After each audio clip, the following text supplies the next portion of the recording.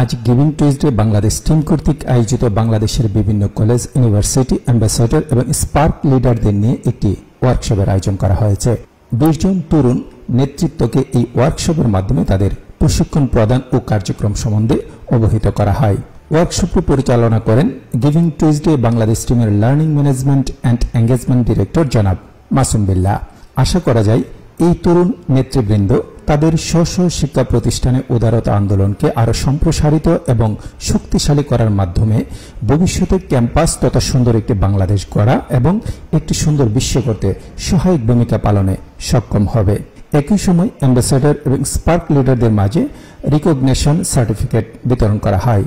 অনুষ্ঠান শেষ করার পূর্বে প্রীতিভোজের আয়োজন করা হয়। উক্ত ওয়ার্কশপ ও সার্টিফিকেট বিতরণ অনুষ্ঠানে সভাপতিত্ব করেন গিভিং টুইজডে বাংলাদেশের কান্ট্রি লিডার ও অধীর বাংলাদেশ ফাউন্ডার সেক্রেটারি জেনারেল জনাব শাকিল আজাদ মনন এবং বিশেষ অতিথি হিসেবে উপস্থিত ছিলেন যথাক্রমে নারী অ্যাসোসিয়েট ফর রিভাইভাল ইনিশিয়েটিভ এর এক্সিকিউটিভ ডিরেক্টর ও গিভিং টুইজডে বাংলাদেশ টিমের partnership development and resource mobilization director জনাবা ফরিদা ইয়াসমিন।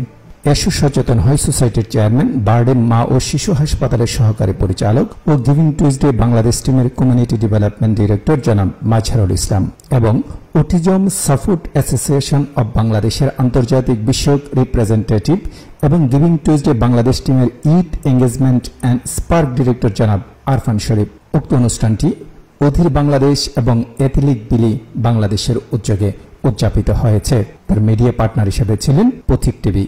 উল্লেখ্য যে গিভিং টুইজডে হল একটি বিশ্বব্যাপী উদারতা আন্দোলন যা সম্প্রদায় এবং বিশ্বকে রূপান্তরিত করার জন্য আমূল উদারতার শক্তি প্রকাশ করে। গিভিং টুইজডে 2012 সালে একটি সাধারণ ধারণা হিসেবে তৈরি করা হয়েছিল, এমন একটি দিন যা মানুষকে ভালো করতে উৎসাহিত করবে। বিগত 11 বছরে এটি একটি বিশ্বব্যাপী আন্দোলনে পরিণত হয়েছে যা কোটি কোটি মানুষকে উদারতা দিতে, সহযোগিতা করতে এবং উদযাপন করতে অনুপ্রাণিত করছে।